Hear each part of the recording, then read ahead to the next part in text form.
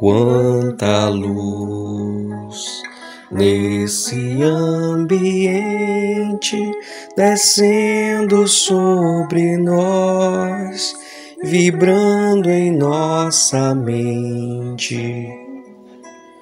Quanta luz, quando assim em prece, como a alma cresce aos olhos de Jesus.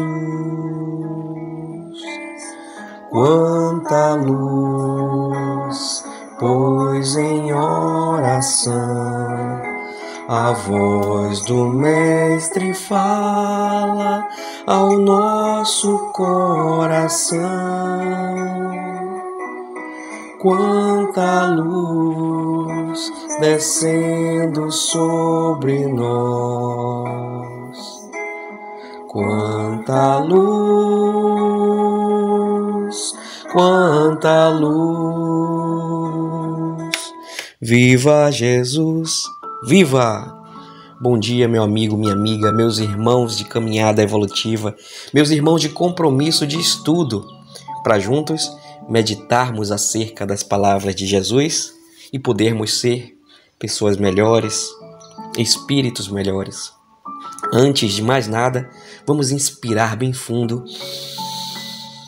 expirar e agradecer por estarmos vivos mais um dia encarnados neste planeta, a fim de experienciarmos oportunidades de transformar a nossa moral, ampliando o nosso senso de bondade e de justiça, amando a quem nos cerca como os irmãos que eles realmente são. Então peçamos à espiritualidade que possam continuar nos guiando, induzindo ao caminho do bem, protegendo dos males, dos vícios, tentações e influências negativas, e que eles possam fluidificar a água que deixamos separada para que ela se transforme em um remédio valioso, seja para o nosso corpo, nosso perispírito, nossa mente, nosso coração, atuando onde for mais necessário. E ao nosso Pai amado, nosso muito obrigado por mais uma oportunidade, por não desistir de nós, não deixar de nos amar, mesmo com os nossos tropeços, nossos erros. Enfim, muito obrigado, Pai. Obrigado por sermos ovelhas do Teu rebanho, sempre amparadas e conduzidas rumo ao caminho do bem. Fazei de nós cada vez mais e melhor ferramentas Tuas a serviço do amor, da verdade, da bondade, da justiça, da alegria e da caridade. Que assim seja. Abertura aleatória do Evangelho segundo o Espiritismo por Allan Kardec. Página 220, capítulo 17. Sede perfeitos. Amai os vossos inimigos. Fazei o bem àqueles que vos odeiam e orai por aqueles que vos perseguem e que vos caluniam. Porque, se não amais senão aqueles que vos amam, que recompensa com isso tereis? Os publicanos não fazem isso também? E se vós não saudardes, senão vossos irmãos, que fazem nisso mais que os outros? Os pagãos não o fazem também? Sede, pois, vós outros perfeitos, como o vosso Pai Celestial é perfeito. Isso está contido em São Mateus, no capítulo 5, versículos 44, 46, 47 e 48. Uma vez que Deus possui a perfeição infinita em todas as coisas, esta máxima, sede perfeitos como o vosso Pai Celestial é perfeito, tomada ao pé da letra, pressuporia a possibilidade de se atingir a perfeição absoluta. Se fosse dado à criatura ser tão perfeita quanto o Criador, ela tornar-se-lhe-ia igual, o que não é admissível. Mas os homens aos quais Jesus se dirigia não teriam compreendido essa nuance. Ele, então, se limitou a lhes apresentar um modelo e lhes disse para se esforçarem por alcançá-lo. É preciso, então, entender, por essas palavras, a perfeição relativa, aquela da qual a humanidade é suscetível e que mais a aproxima da divindade. Em que consiste essa perfeição? Jesus disse: amar os inimigos, fazer o bem àqueles que nos odeiam, orar por aqueles que nos perseguem. Ele então mostra assim que a essência da perfeição é a caridade em sua mais larga acepção, porque ela implica a prática de todas as outras virtudes. Com efeito, observando-se os resultados de todos os vícios e mesmo dos simples defeitos, se reconhecerá que não há nenhum que não altere mais ou menos o sentimento da caridade, pois todos têm seu princípio no egoísmo e no orgulho, que são a sua negação. Porque tudo o que superexcita o sentimento da personalidade destrói ou pelo menos enfraquece os elementos da verdadeira caridade, que são a benevolência, a indulgência, a abnegação e o devotamento. O amor ao próximo, levado até ao amor dos inimigos, não podendo se aliar com nenhum defeito contrário à caridade, é por isso mesmo sempre o indício de maior ou menor superioridade moral, de onde resulta que o grau de perfeição está na razão direta da extensão desse amor. E por isso Jesus, depois de ter dado aos seus discípulos as regras da caridade, naquilo que ela tem de mais sublime, lhes disse: sede, pois, perfeitos, como o vosso Pai Celestial é perfeito. Meus irmãos, ou prática difícil é a gente conseguir lavar o nosso peito com perdão.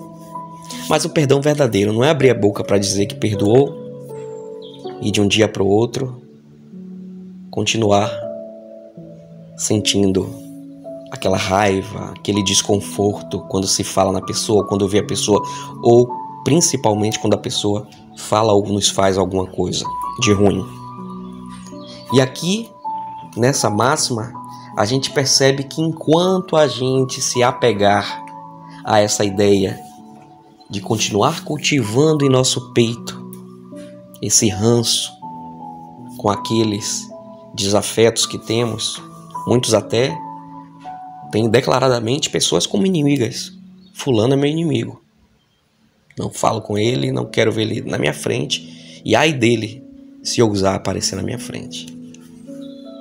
E a gente se esquece que tudo o que acontece aqui nesse planetinha, nessa encarnação e nas outras que já vivemos, é para a gente melhorar, é para a gente enfrentar e aprender com aquilo.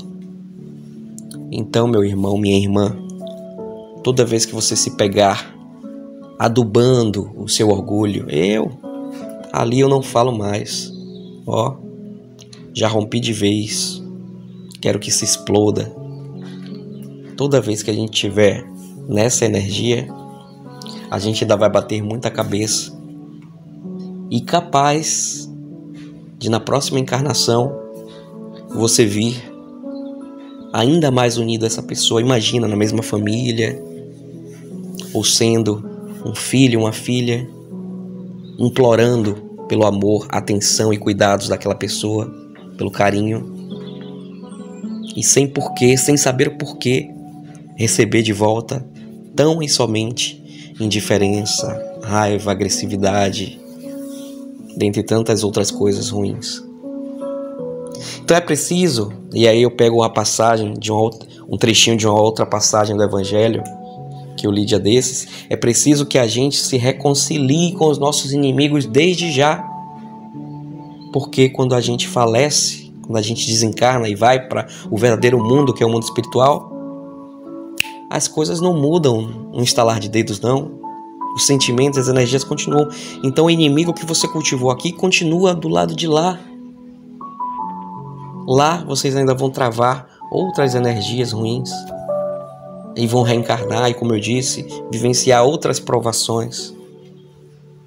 Então é preciso, meus irmãos, que a gente tenha esse olhar de cuidado conosco mesmos. Se você se ama, um dos maiores movimentos de amor a si mesmo é não carregar essa mochila pesada da mágoa, da raiva, do ódio.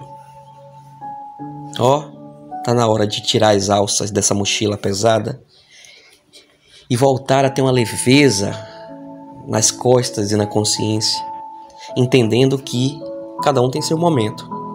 Se fulano quiser continuar pensando assim de mim, falando assim de mim, agindo assim comigo, é com ele. Eu não entro mais nessa energia. Eu não me associo mais a essa sintonia.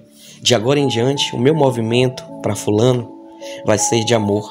Vou orar para ele todos os dias, pedindo que os irmãos invisíveis dele, os amigos espirituais que o acompanham, possam, dia a dia, o aconselharem a ter mais amor no coração, a adotar uma conduta mais bonita, a ter um senso moral mais elevado, bem como vou pedir aos meus todos os dias que me ajudem nessa missão de manter essa consciência alerta e lavar o meu peito de todo sentimento ruim, e que se eu não possa amar fulano com alegria, que ao menos eu respeite ele com educação e gentileza em todos os momentos que eu encontrar, e que eu ame em orações, que eu ame entendendo que ele também é um irmão amado e que precisa receber de mim essas vibrações positivas, não só por ele, mas por mim também, para que a gente siga os nossos caminhos,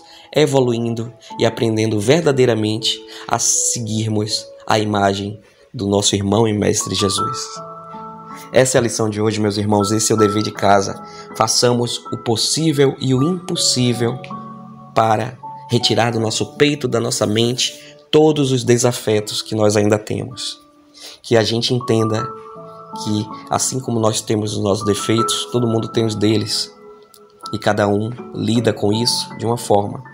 E que, em vez de a gente cozinhar essa mágoa dia a dia, que a gente aprenda a jogá-la aos pouquinhos no ralo da sabedoria, para que ela se dissipe e vire afeto.